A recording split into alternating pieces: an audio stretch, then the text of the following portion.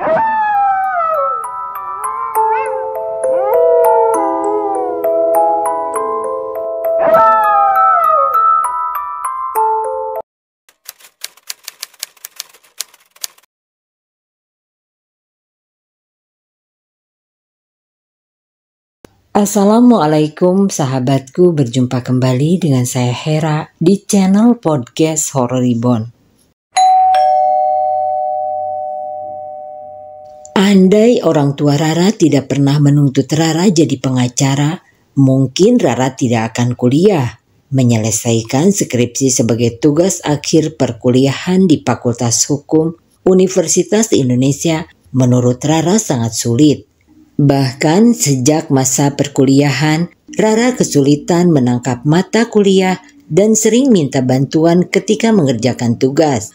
Sayangnya untuk masalah skripsi, Rara tidak bisa lagi meminta bantuan temannya karena temannya juga sibuk mengerjakan skripsinya sendiri. Bosan berkutat dengan skripsi, Rara ingin punya kegiatan lain dan bertemu lebih banyak orang. Iseng mencari kegiatan baru lewat media sosial. Akhirnya Rara menemukan salah satu tawaran jadi relawan di Sulawesi Tengah yang sedang tertimpa bencana alam gempa bumi. Pendaftaran dilakukan secara online dengan mengisi biodata sampai tujuan menjadi relawan. Membayangkan aktivitas sebagai relawan yang menyenangkan membuat Rara sejenak melupakan skripsi. Namun ketika melihat ke ponsel miliknya, Rara mendapat ayahnya mengetik pesan yang berbunyi agar Rara segera menyelesaikan studi. "Ra, harusnya kamu lulus tahun 2017 loh. Ini udah 2018. Ayo diselesaikan," tulis ayah Rara. Sekilas Rara melihat kalender di sebelah tempat tidur dan mengingat waktu berlalu begitu cepat. Teman seangkatan Rara normalnya lulus tahun 2017. Namun masih banyak yang belum lulus sampai tahun 2018. Maklum dosen pembimbing Fakultas Hukum di universitasnya hampir semuanya sadis dan detil terhadap skripsi anak bimbingannya. Ibu Rara sejatinya tidak terlalu menuntut Rara agar jadi pengacara. Mengingat Rara tertarik dalam bidang seni dan sastra. Kemauan ayah Rara yang membuat Rara tidak punya pilihan lain selain kuliah jurusan hukum. Sekarang ketika melewati masa perkuliahan panjang dan tinggal di penghujung momen kelulusan, justru Rara terjebak. Alasan kenapa ayah Rara ingin menjadikan Rara sebagai pengacara adalah supaya bisa meneruskan kantor hukum yang sudah ayah Rara rintis. Kadang Rara membayangkan, andai ia punya saudara laki-laki, mungkin ayahnya tidak akan menuntut Rara sebagai pengacara. Tugas pengacara cukup berat dan perlu pemikiran kritis tiap menghadapi masalah. Jiwa bebas Rara sama sekali tidak cocok jika harus terjun ke dunia pengacara atau yang berkaitan dengan hukum. Bahkan jika harus membayangkan lagi, Rara setelah lulus masih perlu pendidikan profesi pengacara, lalu magang 2 tahun sebagai syarat untuk pelantikan pengacara secara sah. Menatap layar ponsel lagi dan memikirkan jawaban apa yang tepat untuk merespon pesan dari ayahnya. Rara teringat satu hal, ia ingin menjadikan alasan menjadi relawan supaya mendapat inspirasi melanjutkan skripsinya. Tema pembahasan skripsi Rara sebenarnya berkaitan dengan pemilihan umum atau pemilu, jadi tidak ada kaitannya dengan bencana alam. Namun Rara tidak mau tahu, ia harus bisa meyakinkan ayahnya supaya diizinkan menjadi relawan. Setelah menatap layar ponsel beberapa kali, lalu menghembuskan napas perlahan, Rara memberanikan diri menelpon ayahnya. Nada sambung berkali-kali terdengar sampai akhirnya ayah Rara mengangkat telepon dari putrinya itu. "Halo Ra, gimana kabarnya di sana?" ucap ayah Rara. "Baik ya, ayah sama ibu gimana kabarnya?" jawab Rara. "Ayah lagi sibuk banyak perkara masuk Ra, itu ibu lagi nonton TV. Kalau kamu udah lulus, pasti bisa bantu ayah." Mendengar jawaban tersebut, Rara sedikit tersentuh karena ia juga punya keinginan membantu pekerjaan ayahnya. Sejak kecil saat ayah Rara belum jadi pengacara ternama di kota Malang, Rara tahu bagaimana perjuangan ayahnya itu. Tapi jika mengorbankan dirinya untuk terjun ke dunia ayahnya, Rara merasa jadi korban. Hati kecil Rara sering menuntut kebebasan. Tetapi ia tahu apa cita-cita besar ayahnya itu. Rara lagi kesulitan ya ngerjain skripsi, banyak kendala. Dosen pembimbing juga susah ditemui. Ucap Rara memulai negosiasi dengan ayahnya. Datang terus Ra ke kampus tiap hari. Pasti ada celah dosen luluh dan mempermudah skripsi kamu. Ucap ayah Rara. Oh iya ya. Rara boleh ya ikut jadi relawan ke daerah Sulawesi. Rara butuh inspirasi ketemu orang baru. Suntuk di kosan terus. Rara mengucap, lalu setelahnya menggigit bibir, tanda ia takut mendengar jawaban ayahnya. Sesuai dugaan Rara, ayahnya tidak langsung memberikan izin, melainkan berkata panjang lebar memberi Rara nasihat. Secara garis besar Rara tahu ayahnya berat mengizinkan putri pertamanya pergi ke Sulawesi Tengah sebagai relawan. Karena sudah punya sedikit ilmu negosiasi selama kuliah, akhirnya ayah Rara luluh. Namun ada syarat yang harus Rara penuhi selama di Sulawesi Tengah. Ia harus sering update tugas skripsi langsung ke ayahnya. Tentu saja Rara berat hati menerima syarat dari ayahnya itu. Tapi Rara tidak mau pikir panjang.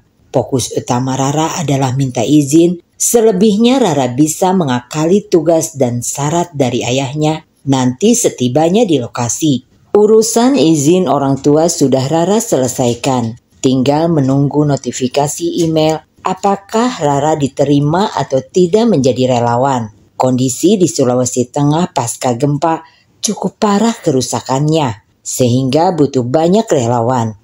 Rara cukup percaya diri diterima sebagai relawan karena pengalamannya di organisasi dan berbagai kegiatan kemanusiaan cukup banyak. Sampai akhirnya satu hari setelah Rara mendaftar sebagai relawan, ia langsung mendapat notifikasi masuk tahap interview. Dengan senang hati Rara menjalani sesi interview dengan memberi jawaban terbaiknya sesuai pengalaman. Pulang dari sesi interview, Rara langsung memasukkan perlengkapan yang ia rasa akan dibutuhkan selama di Sulawesi Tengah, tepatnya di dekat Palu. Satu hal yang Rara masih ragu akan ia bawa atau tidak, yakni laptop dan bahan untuk skripsi lainnya. Ia ingat syarat dari ayahnya untuk memberi update menyelesaikan skripsi, tapi ia juga enggan membawa laptop dan lainnya. Di tengah kebimbangan membawa laptop atau tidak, akhirnya Rara menghubungi salah satu teman dekatnya. Semasa kuliah, Rara cukup dekat dengan temannya yang bernama Ayu. Tapi karena sibuk skripsi dan punya dosen pembimbing berbeda, akhirnya mereka berjarak. Halo Yu, sapa Rara mengawali perbincangan.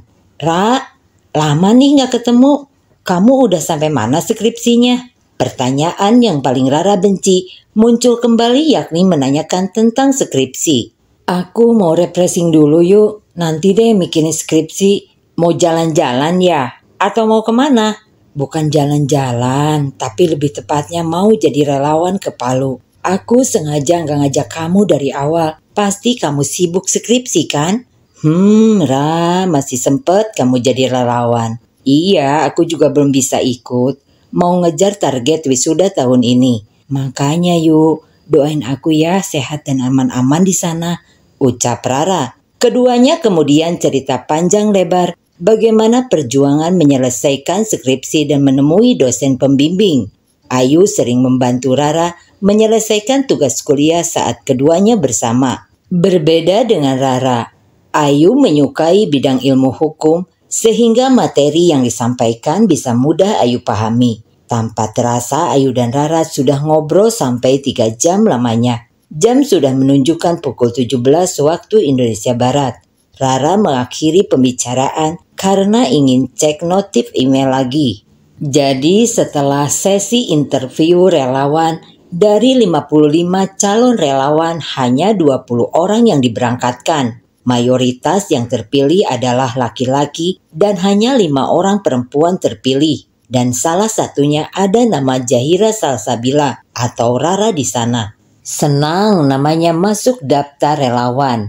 Kini tugas Rara hanya tinggal memenuhi syarat dari ayahnya. Sesekali Rara membaca panduan sebagai relawan gempa yang diberikan, yang mana ada prosedur pemberian pangan dan sanitasi selama di Palu.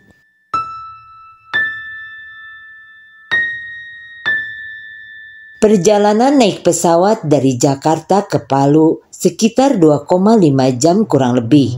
Pesawat Rara dan tim akan berangkat pagi hari, sehingga Rara harus berada di bandara sejak subuh. Beruntung saat sesi wawancara, Rara sudah berkenalan dengan 1-2 teman relawan, sehingga ia tidak merasa canggung. Mendadak ada perasaan yang tidak enak dalam hati Rara, dan ingin membatalkan perjalanan ke Palu. Firasat tersebut ternyata dirasakan juga oleh ibu Rara yang beberapa kali menelpon Rara, namun tidak diangkat karena sibuk check-in. Setelah duduk di bangku pesawat ekonomi bersama teman-temannya, Rara membuka ponsel berniat mematikan daya, tapi ia melihat ada banyak pesan masuk dan panggilan tak terjawab. Pada momen tersebut Rara sudah ingin membatalkan penerbangan, tapi ia mengingat bagaimana tekadnya untuk jadi relawan. Meski perasaannya tak menentu, tapi Rara berusaha menenangkan ibunya dengan mengirim foto dan meyakinkan semua akan baik-baik saja. Rara mengajak 2 teman di sebelahnya untuk foto bersama sebagai tanda ia baik-baik saja dan aman. Setelahnya Rara tidak mau berlarut dalam firasat buruk. Ia yakin karena tujuannya ke Palu baik, maka apa yang didapatkan selama di sana juga baik. Perjalanan selama 2,5 jam di udara membuat Rara gundah. Teman-teman sesama relawan banyak yang tidur, tapi dirinya tidak bisa. Dan terus membayangkan firasat ibunya yang melarang pergi. Sesampainya di Bandara Palu, Rara dan teman-temannya menunggu bis yang datang menjemput rombongan. Mungkin karena kegelisahan terlihat jelas dari wajah Rara, akhirnya satu teman relawan Rara bernama Santi bertanya, "Kamu baik-baik saja, Ra?" Rara yang melamun dengan tatapan kosong terkejut mendengar pertanyaan dari Santi. "Iya, baik kok, cuma kepikiran orang tua aja," jawab Rara. Santi merupakan relawan cantik dengan rambut sebahu yang ia ikat sembarangan. Beragama Hindu seorang diri di antara relawan lain membuat Santi menonjol. Sebelum berangkat, Santi mengatakan dirinya membawa beberapa barang sebagai syarat pengamanan atau jimat selama di Palu. Relawan lain termasuk Rara yang beragama Islam jelas berbeda keyakinan dengan Santi, tapi ia menghargai. Santi sebelum berangkat menjelaskan bahwa korban meninggal akibat gempa Palu tidak sedikit, bisa memberi aura negatif selama berada di sana. Itulah kenapa keluarga Santi memberi bekal pengaman atau jimat agar Santi selamat. Bis yang mengantar rombongan relawan akhirnya tiba setelah Rara menunggu sekitar 45 menit. Waktu 45 menit tergolong cukup lama karena para relawan sudah lelah, bahkan ada yang mabuk pasca penerbangan karena baru pertama kali naik pesawat dengan rute jauh. Saat di bis, Santi duduk di dekat Rara yang memilih menghadap jendela. Sepanjang perjalanan dari bandara ke titik posko bencana alam, perasaan Rara masih tak karuan. Dalam benaknya selalu ada suara yang membisikkan agar Rara pulang. "Ra, perasaan kamu belum tenang ya?" tanya Santi. Rara hanya tersenyum tipis, bingung, ingin menyatakan tidak, tapi hatinya berkata sebaliknya. "Dari awal aku perhatiin, kamu beda dari yang lain, Ra. Nanti kalau ada apa-apa selama di posko, langsung bilang ya," tambah Santi lagi. Ada terbersit rasa syukur dalam diri Rara karena mendapat rekan relawan seperti Santi yang perhatian. Dibandingkan relawan lain, memang Santi yang terbuka dan memperhatikan satu persatu relawan yang ikut. Dari situ Rara menilai bahwa Santi punya kelebihan semacam indigo. Tidak ada waktu untuk istirahat setibanya di posko, karena Rara dan rombongan harus langsung membantu tenaga medis dan relawan lain. Karena kesibukan itu, akhirnya Rara mulai melupakan bahwa ia sempat memiliki firasat buruk. Santi terus dekat dengan Rara, sehingga keduanya kompak membantu siapa saja warga Palu yang membutuhkan jasa. Tanpa terasa waktu makan siang tiba. Di tenda posko evakuasi, Rara melihat sebagian rekannya memilih berbaring karena kelelahan. Santi yang semangat dan antusias akhirnya terlelap dalam tidur. Rara mencari kesibukan lain.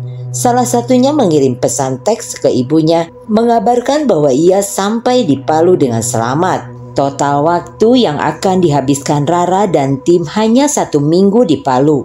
Program relawan singkat tersebut ingin Rara manfaatkan untuk mengalihkan fokus skripsi yang sangat membebani. Pastinya selama di Palu ia akan fokus pada para korban. Jiwa sosial Rara sangat tinggi, sehingga ia suka ikut kegiatan sosial dan sudah terbiasa menjalani program relawan seperti di Palu.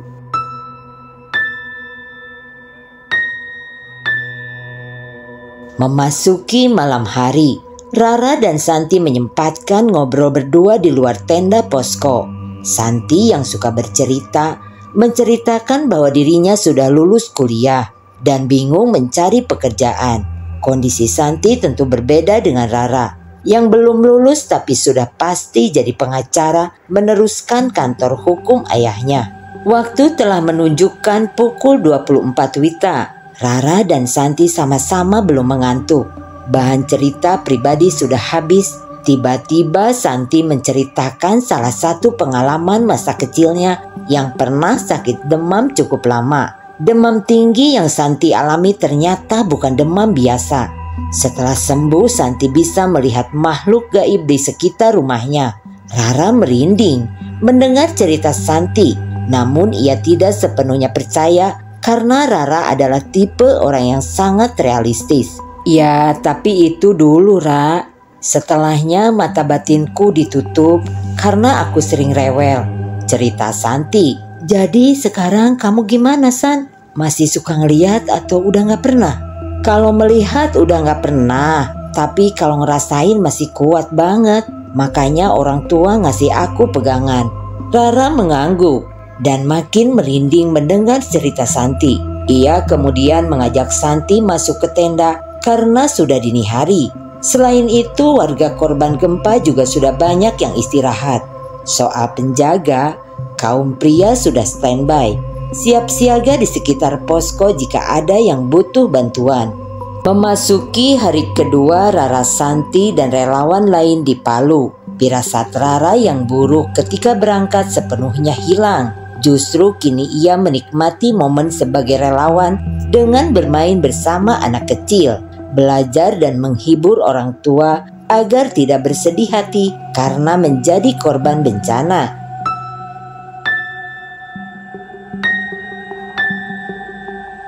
Dua hari berlalu di Palu. Sudah banyak masyarakat yang mengenal Rara karena sifatnya yang penyayang, ramah dan ringan tangan. Anak-anak yang diajarkan Rara bernyanyi dan menghitung seakan ketagihan sehingga sering mencari Rara selama di posko. Aktifnya Rara di posko relawan membuat dirinya makin lupa dengan tuntutan skripsi dari ayahnya.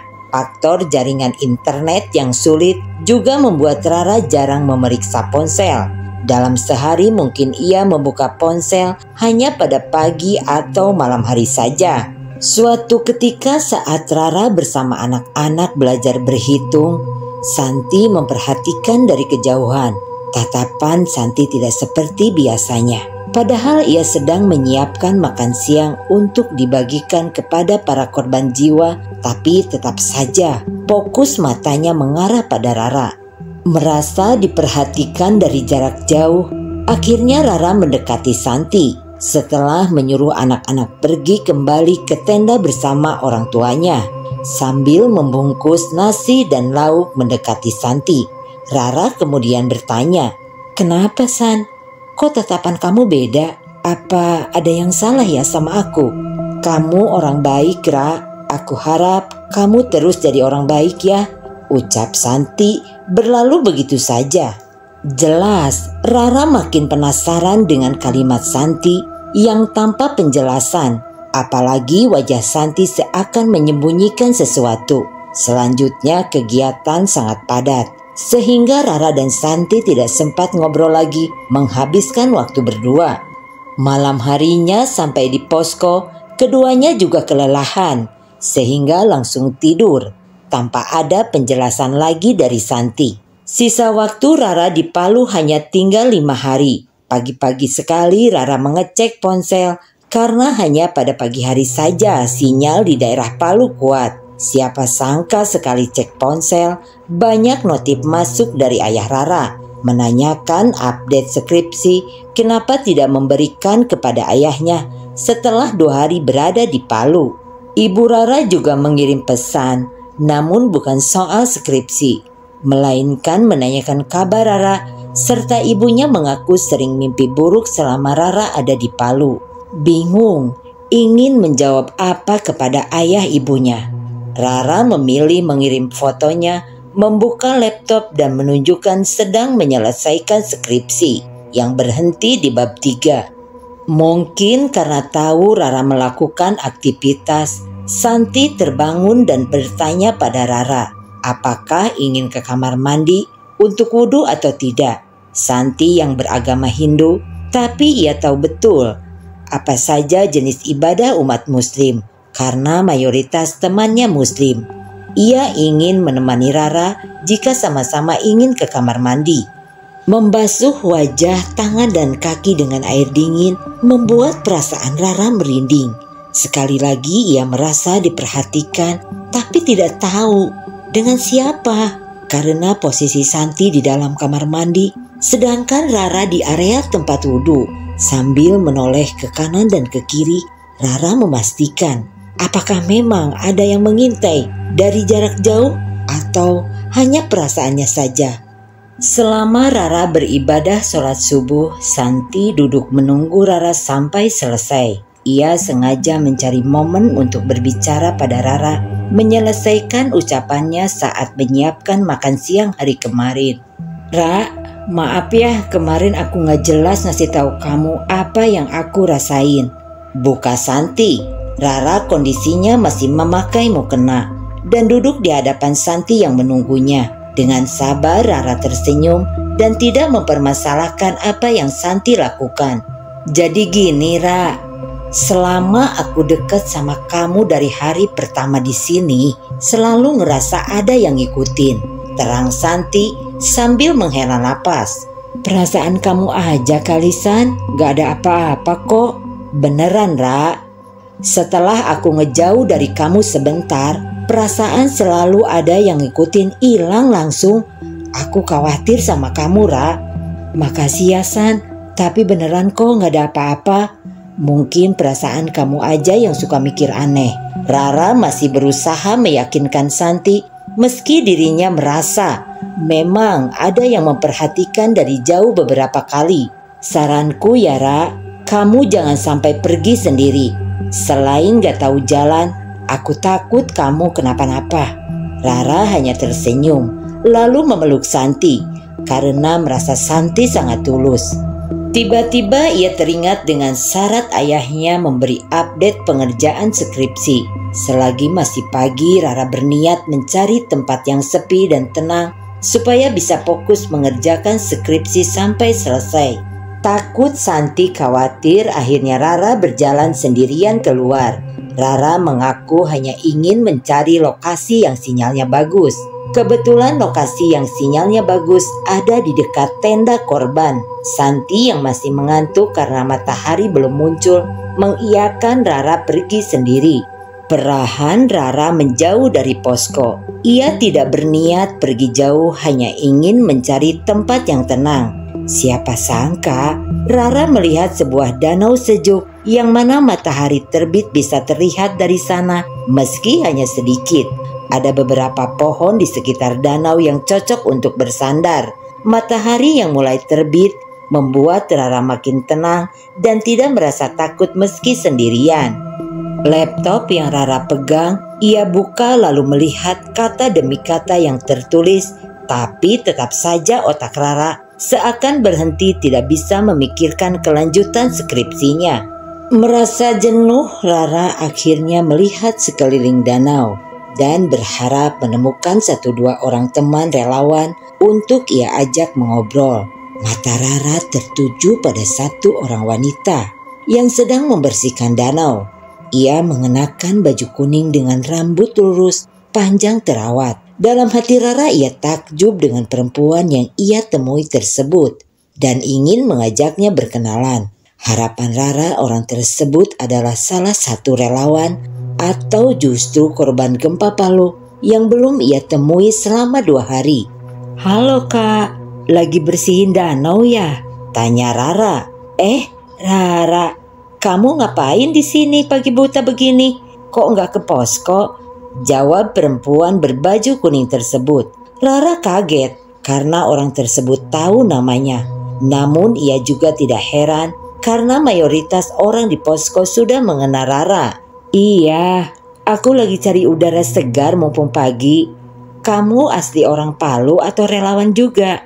"Rumahku dekat sini, tapi sering main ke posko lihat kamu jadi relawan. Aku suka sama kamu karena kamu baik." Mendengar hal tersebut, Rara mengingat lagi. Rasanya ia tidak pernah bertemu perempuan cantik dengan kulit putih bersih selama di posko. Namun ia tidak mau terlalu pikir panjang dan bertanya siapa nama perempuan tersebut. Ternyata sebelum Rara menanyakan, orang tersebut menyebutnya namanya dahulu. "Aku Weni. Kalau kamu gak keberatan, yuk main ke rumah. Aku dengar dari beberapa orang, katanya kamu sibuk ngerjain skripsi ya." Entah kenapa Rara seperti terhipnotis, mau mengikuti ajakan perempuan bernama Weni tersebut. Ia merasa tidak sendirian di tengah tuntutan ayahnya yang meminta agar Rara cepat menyelesaikan skripsi. Sedangkan ibu Rara tidak bisa membantu Rara keluar dari masalahnya. Setuju dengan permintaan Weni, Rara mengikuti arah jalan Weni pergi. Di sepanjang jalan Rara takjub karena ada banyak bangunan megah yang ia rasa tidak pernah ia lihat selama 2 hari di Palu. Sebenarnya Rara cukup heran, kenapa daerah rumah Weni tidak seperti terkena gempa. Tapi Rara yang realistis dan logis menilai bahwa bangunan di daerah tempat tinggal Weni punya kualitas yang kokoh. Tak lama berjalan dari danau, Rara sampai di rumah Weni yang dominan dengan kuning dan emas. Anehnya dalam pandangan Rara, seluruh rumah dan bangunan kota kompak memakai warna kuning dan emas. Awalnya Rara mengira akan bertemu dengan orang tua Weni, tapi ternyata di rumah Weni ia hanya sendirian. Rara enggan bertanya karena takut orang tua Weni tidak ada karena masalah keluarga. "Ra, kalau kamu kesulitan skripsi, bisa aku bantu loh. Soalnya aku ngerti dikit soal materi ilmu hukum." Kembali Rara kaget karena Weni tahu banyak tentang Rara tanpa diceritakan. Namun sekali lagi Rara menilai bahwa Weni tahu karena sudah sering bolak-balik posko dan secara tidak sengaja tahu tentang Rara secara detil. Perasaan aneh Rara rasakan selama berada di rumah Weni. Ia merasa sangat akrab dengan Weni, seakan sudah bersahabat puluhan tahun. Ia nyaman bertanya skripsi dan lainnya, apalagi Weni juga cerdas dan selalu bisa menjawab pertanyaan yang Rara berikan. Waktu seakan berjalan dengan cepat. Weni sudah menyiapkan kue dan teh hangat untuk Rara minum. Tapi firasat Rara enggan meminum dan memakannya. Bagaimanapun juga Rara tahu akan bahaya jika ia minum makanan dan minuman di rumah orang yang tidak ia kenal, apalagi ia sendirian. Saat Weni ke dapur, Rara sengaja melihat area ruang tamu Weni yang mewah. Secara keseluruhan hiasan ruang tamu Weni bernuansa kuno dan antik, tapi pas dengan konsep rumahnya. Ketika berdiri di dekat jendela, Rara melihat lukisan-lukisan rumah Weni. Angin semilir masuk dari jendela membuat bulu kuduk Rara merinding. Seketika ia ingat ia belum melaksanakan sholat. Dan ternyata ia melihat jamnya sudah pukul 17 WITA. Terburu-buru berbalik badan. Rara tidak sadar bahwa Weni berdiri tepat di belakangnya. Hingga Rara nyaris menabrak Weni karena kaget. Pada momen itulah Rara melihat bahwa Weni tidak memiliki filtrum atau garis lekukan di antara hidung dan bibir seperti manusia normal. Sesuatu yang keras seperti teriakan dan tangisan terdengar di telinga Rara melengking. Hingga Rara harus menutup telinganya tidak kuat. Weni menatap Rara kemudian memegang tangan Rara. "Kenapa, Ra? Di sini aja temenin aku sendirian. Besok baru pulang. Makan dulu ya," ucap Weni lembut dengan tangan yang memegang Rara. Tangan Weni yang menyentuh kulit Rara terasa dingin, sedingin es. Rara mencoba melepas genggaman dari Weni meski susah sambil melirik ke arah laptopnya. Satu hal yang Rara sadari meski waktu yang dihabiskan di rumah Weni hanya dari pagi sampai sore, tapi skripsinya selesai. Tinggal menambahkan lampiran dan mengoreksi mana saja bagian yang kurang pas. Tentu tidak masuk akal, karena untuk menyelesaikan skripsi 2 bab akhir paling cepat 3 hari sampai seminggu jika Rara mengerjakannya sendiri. "Wen, aku mau pulang ke posko. Pasti banyak yang nyari aku," ucap Rara. Suara melengking di telinga Rara perlahan memudar, tapi masih ia bisa dengar. "Bawa ini, Ra," ucap Weni menyerahkan seperti jepit rambut kuno warna emas yang sebelumnya dipakai Weni. "Sebenarnya aku pengen kamu tinggal sama aku saja. Tapi di luar sana banyak yang butuh dan sayang sama kamu, Ra," tambah Weni lagi. "Jangan berhenti untuk berbuat baik ya, Ra." Perasaan Rara makin tak karuan. Ia makin merasa tidak wajar berada di rumah Weni yang mewah. Tanpa basa-basi lagi, Rara langsung mengambil jepit rambut Weni dan memasukkannya ke dalam tas laptopnya. Rara tahu ia tidak sopan pergi tanpa pamit, tapi ia sudah menyadari satu hal, bahwa ia sedang tidak berada di alamnya. Rara keluar dari rumah Weni dan perlahan menjauh tanpa arah. Rumah kuning, emas dan bangunan mewah yang Rara lihat sirna semua tinggal hutan belantara. Rasanya Rara ingin menangis.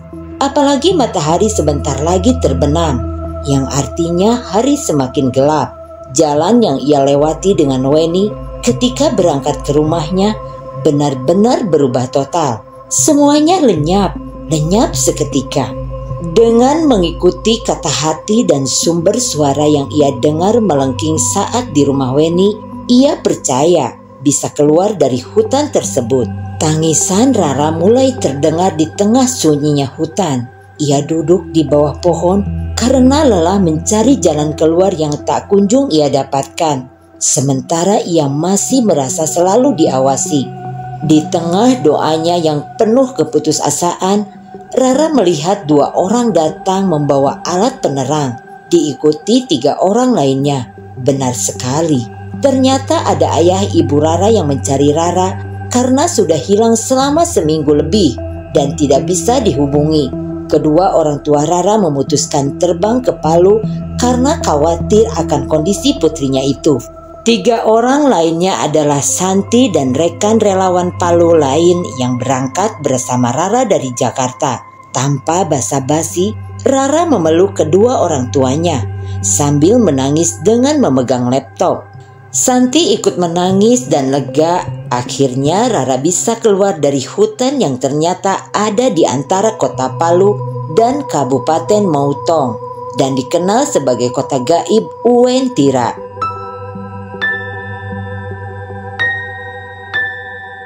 Bagaimana dengan skripsi Rara? Ia sudah menyelesaikannya dengan baik dibantu oleh Weni. Jepit rambut emas pemberian Weni tersimpan di tas laptop Rara.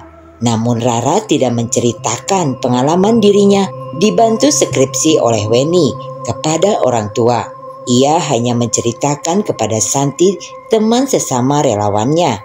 Dalam lubuk hati Rara, ia merasa Weni adalah sahabat sejati yang memperhatikan Rara dan mau membantu keluar dari permasalahan. Terkadang Weni sering hadir dalam mimpinya. Rara juga tahu Weni tidak bermaksud tidak baik, namun saat itu ketakutan menguasai dirinya. Wentira itu memang indah, tidak tergambarkan keindahannya. Kota berlapiskan emas tak kasat mata, tapi jika disuruh memilih kembali ke keluarga atau berada di Wentira, Rara memilih kembali kepada orang tuanya.